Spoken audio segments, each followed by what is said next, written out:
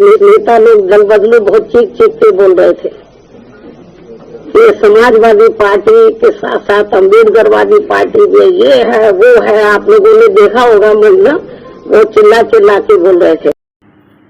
मायावती अपने राजनीतिक सफर में किस ढलान पर आ गई। एक समय था जब लोग सोचते थे कि मायावती देश की पहली प्रधानमंत्री बन सकती है। आज उन्हीं सब बातों पर धूल सी जम गई है। अब तो लोगों को यह भी याद दिलाना पड़ता है कि वो उत्तर प्रदेश की पहली ऐसी मुख्यमंत्री रही थी जिन्होंने पूरे 5 वर्ष का कार्यकाल पूरा किया हो। अगर उनके सपने बड़े थे तो उसके पीछे ठोस कारण भी थे। आज सवाल उठ रहा है कि मायावती का राजनीतिक भविष्य अब क्या होगा। ये देखना दिलचस्प होगा, क्या वो अपनी पार्टी बसपा को फिर से मजबूत कर पाएंगी? क्या वो लोगों का विश्वास फिर से जीत पाएंगी? क्या कोई नया दलित नेता उभर कर सामने आएगा? ये सभी सवाल अभी अनुत्तरित हैं। आने वाला समय ही बताएगा कि दलित राजनीति की दिशा किस दिशा में जाएगी। तो आदाब, नमस्कार, सत श्री अकाल, जय भीम, जय जोहार, जय सतनाम। मैं हूं आपके साथ सचिन खुदशाह और आप देख रहे हैं ऑनलाइन बुलेटिन। ऑनलाइन बुलेटिन के इस YouTube चैनल पर यदि आप नए हैं तो इसे अभी लाइक और सब्सक्राइब कर लें, बेल आइकॉन भी प्रेस कर लें ताकि चैनल पर अपलोड होने वाले महत्वपूर्ण वीडियो के नोटिफिकेशन आपको मिल सके। साल 2014 के लोकसभा चुनाव के नतीजों ने यह दिखा दिया था कि राजनीति की नई लहरें उन्हें दूसरी दिशा में ले जाएंगी। उत्तर प्रदेश में बहुजन समाज पार्टी बीएसपी को 20% वोट मिले थे, लेकिन 80 में से एक भी सीट नहीं मिल पाई थी। साल 2024 तक तो वोट शेयर गिरकर 10% रह गया था, लेकिन आजकल मायावती अपने घर की साफ सफाई को लेकर इन दिनों चर्चा में है। लेकिन बीएसपी के शुभचिंतक जिस तरह के बदलाव की या कहें कि जिस तरह की सफाई की उम्मीद कर रहे हैं वो पार्टी में कहीं भी नजर नहीं आ रहा है। मायावती अपने राजनीतिक सफर में किस तरह ढलान पर आ गई। एक समय था जब लोग सोचते थे कि मायावती देश की पहली दलित प्रधानमंत्री बन सकती है। आज उन्हीं बातों पर धूल सी जम गई है। अब तो लोगों को याद दिलाना पड़ता है कि वो पहली ऐसी महिला थी जिन्होंने उत्तर प्रदेश में पूरे 5 वर्ष शानदार कार्यकाल पूरा किया और वे लोगों के बीच में एक लोकप्रिय मुख्यमंत्री के रूप में जानी और पहचानी जाती थी। अगर उनके सपने बड़े थे तो उनके पीछे ठोस कारण भी थे। यह पहली बार नहीं है जब उन्होंने अपने भतीजे आकाश आनंद को पार्टी से बाहर निकाल दिया, जिन्हें मायावती का उत्तराधिकारी माना जाता था। जिस आकाश आनंद को बहुजन समाज पार्टी का आने वाला उत्तराधिकारी माना जाता था, इस बात पर लोगों की अलग अलग राय है कि क्या वो अपनी हैसियत से ज़्यादा बड़ा बन रहे थे या फिर उनकी काबिलियत कम थी। रावण भीम आर्मी, क्या ये आपको चुनौती दिखते हैं? कौन? भीम आर्मी। कौन? कौन भीम आर्मी? हम नहीं जानते ऐसे कोई चीज लोगों को। ऐसे छोटे मोटे लोगों के लिए हमारे पास समय नहीं है। हमारे अपनी जनता इतनी है, हमारे लोग इतने सारे हैं जिनका हमें ध्यान रखने की जरूरत है। सच तो यह है कि बीएसपी के कई नेता मायावती की छाया से बाहर निकलने के लिए पार्टी छोड़ चुके हैं। हार के बाद हार, लगातार हार मिलने पर मायावती ने सिर्फ अपने राजनीतिक विरोधियों को ही नहीं बल्कि अपने कोर वोटरों, जाटों, दलितों, मुसलमानों, इलेक्ट्रॉनिक वोटिंग मशीन, इन सब को जिम्मेदार ठहरा दिया। मायावती ने दुखी मन से कहा, अपने लोग दूर हो रहे हैं। ज्यादातर लोग भारतीय जनता पार्टी की तरफ चले गए हैं। इसके बाद एक ऐसी सोशल इंजीनियरिंग शुरू हुई जिसकी शुरुआत साल 1989 में राम मंदिर की नींव रखने वाले दलित कामेश्वर चौपाल ने की थी। यह भी सच है कि आज कोई भी दलित नेता उस तरह से राजनीतिक पटल पर नहीं है जैसे कभी मायावती और मान्यवर कांशी राम हुआ करते थे। दूसरी पार्टियों में चाहे वो कितने भी महत्वपूर्ण क्यों ना हो, वो सिर्फ एक छोटे पुर्जे की ही तरह है। जानकारों के मुताबिक कुछ अलग अलग पार्टियों और नेताओं के साथ प्रयोग करना दलितों के बढ़ते आत्मविश्वास और लोकतंत्र की गहराई को दर्शाता है। दूसरे के लिए दलित प्रतिनिधित्व और वोट का ऐसा बंटवारा उनकी बड़ी कमजोरी है। उन्हें उम्मीद है कि दलित और बहुजन राजनेताओं की नई पीढ़ी में से एक नई मायावती का फिर उदय होगा। बसपा सुप्रीमो मायावती ने अपने भतीजे आकाश आनंद समेत कई राजनीतिक नेताओं को राजनीति के लिए तैयार किया, पर उनकी बढ़ती महत्वाकांक्षाओं के कारण उन्हें पार्टी से निकाल बाहर कर दिया गया या वे खुद ही दूसरी नाव में बैठ गए। मायावती के सख्त निर्णय से बहुजन समाज पार्टी में ऐसे कई नेता रहे जिन्हें निकाल बाहर कर दिया गया।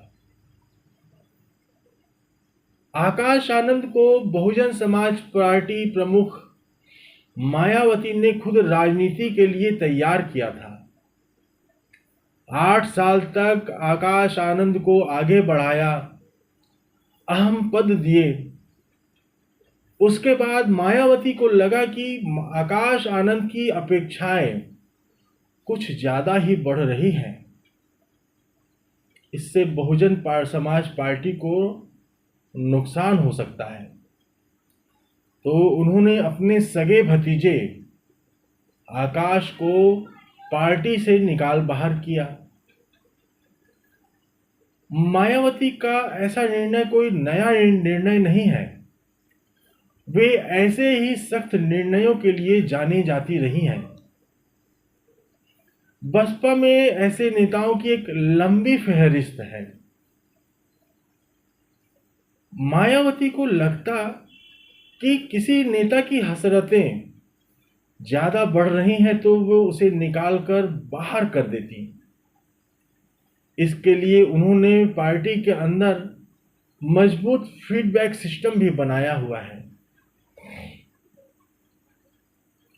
कांशीराम ने साल 1984 में बसपा बनाई थी। उससे पहले ही उन्होंने इसके लिए काम करना भी शुरू कर दिया था। तब उन्होंने पार्टी के अंदर कई बड़े नेता तैयार किए थे। जैसे जैसे पार्टी आगे बढ़ी तो नेताओं की संख्या भी बढ़ती चली गई। एक समय ऐसा भी आया जब बहुजन समाज पार्टी में हर क्षेत्र के, हर जाति के बड़े और लोकप्रिय नेता थे।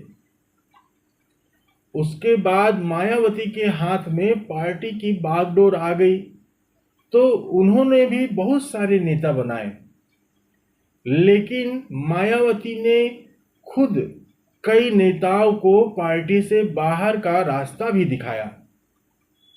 उनको लगा कि किसी नेता की महत्वाकांक्षाएं ज्यादा बढ़ रही हैं, उससे नुकसान हो सकता है, तुरंत निकालकर उसे बाहर कर दिया।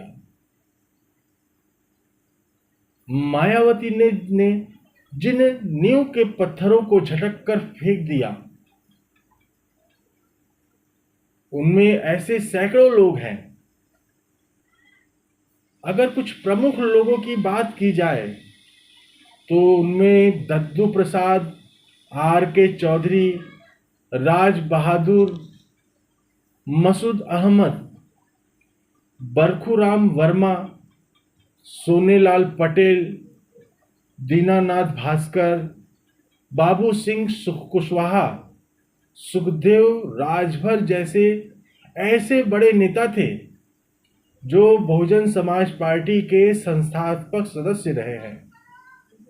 पहले कांशीराम के समय DS4 में काम किया और जब बसपा बनी तो उसे लेकर आगे गए।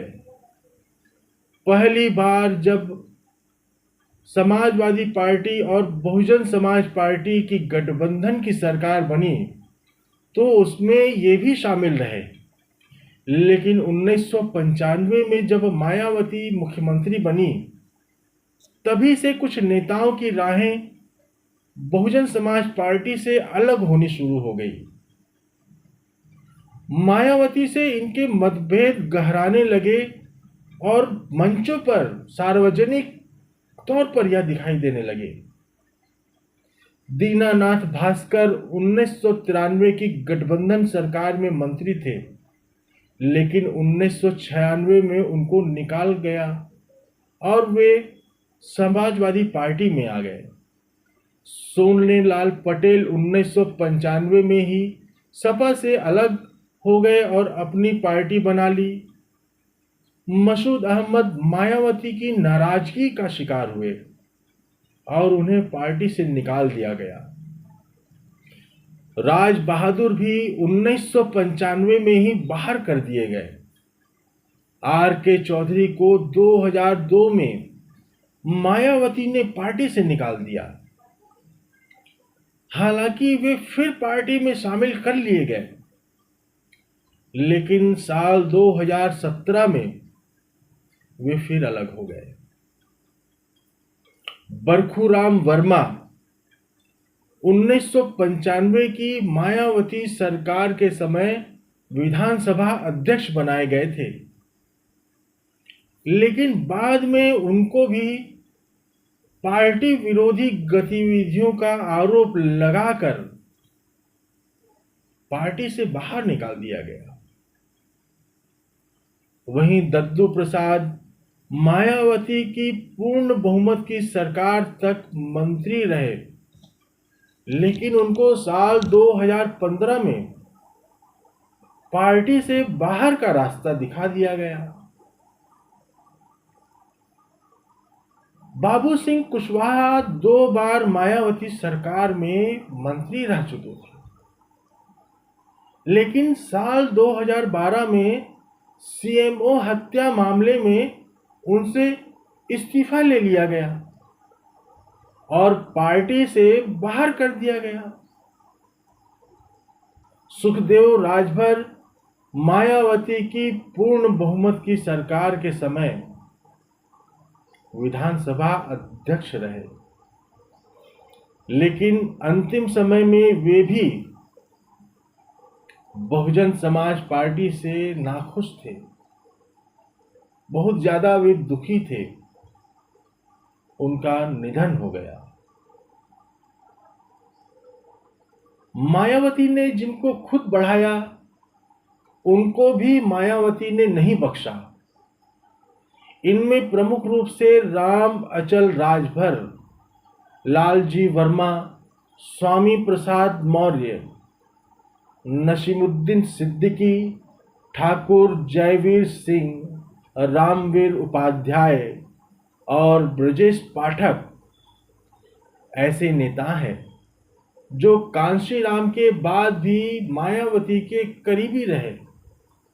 मायावती ने ही इनको आगे बढ़ाया और कई विभागों के मंत्री भी रहे और शानदार काम किया, लेकिन आखिर तक मायावती को उन पर विश्वास नहीं बना रह सका।